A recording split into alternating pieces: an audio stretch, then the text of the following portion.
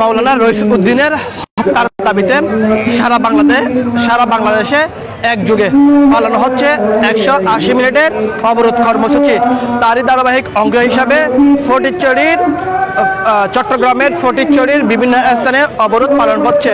আজকে আপনাদেরকে যুক্ত করেছি অবরোধ স্থান ফটিকছড়ির গুরুত্বপূর্ণ একটি জায়গা জঙ্কার মোড় থেকে আপনাদেরকে আমরা সরাসরি যুক্ত করেছি, যেখান থেকে আমরা দেখতে পাচ্ছি সাধারণ মানুষ এবং আমজনতা এবং আলেম সমাজ কিন্তু এখানে একত্রিত হয়ে মাওলানা রইসউদ্দিনের হত্যার প্রতিবাদে এখানে বিক্ষোভ মিছিল করছেন, যে আমরা দেখতে পেয়েছি 3 ঘন্টার কর্মসূচিতে প্রায় শেষ হওয়ার পথে সুইচি সময় রয়েছে।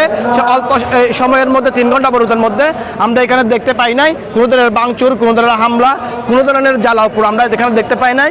যে এখানে শান্তিপ্রিয়ভাবে যে আজকে অবরোধ, সে অবরোধের কর্মসূচি অল্প কিছুক্ষণের মধ্যে শেষ হতে যাবে এবং এখান থেকে আমজনতা এবং সুন্নি জনতার একটাই মাত্র যে প্রত্যাশা, একটাই মাত্র আশা, একটাই মাত্র দাবি, মাওলানা রইসউদ্দিনের হত্যাকারীদের যথেষ্ট পরিমাণ বিচারের দাবিতে যে যারা হত্যা করেছে তাদেরকে আইনিক পদক্ষেপ নিয়ে তাদেরকে যথাযথ দ্রুত গ্রেপ্তার করে আইনের কাঠগড়ায় দাঁড় করার জন্য তাদেরকে বিনীত আহ্বান জানাচ্ছেন। কিন্তু আজকের এখানকার স্থানীয় যারা রয়েছেন এবং আলেম সমাজ যারা রয়েছেন তাদের এবং সম্মানিত দর্শক, এখান থেকে একটা বিষয় জানিয়ে রাখতে চাই, আমরা বিগত সময়ে যে ধরনের আমরা অবরোধ কর্মসূচি দেখেছি তার কিন্তু আমরা ভিন্ন চিত্র দেখেছি, হয়তো জ্বালা পুরো ভাঙচুর হামলা মামলা আমরা দেখেছি।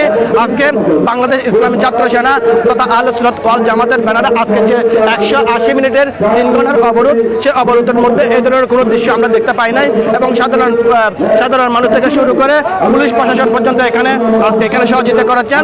সর্বোপরি অল্প কিছুক্ষণের মধ্যে তাদের এখানে যে সভাপতির বক্তব্যের মাধ্যমে আজকে এখান থেকে শেষ হবে।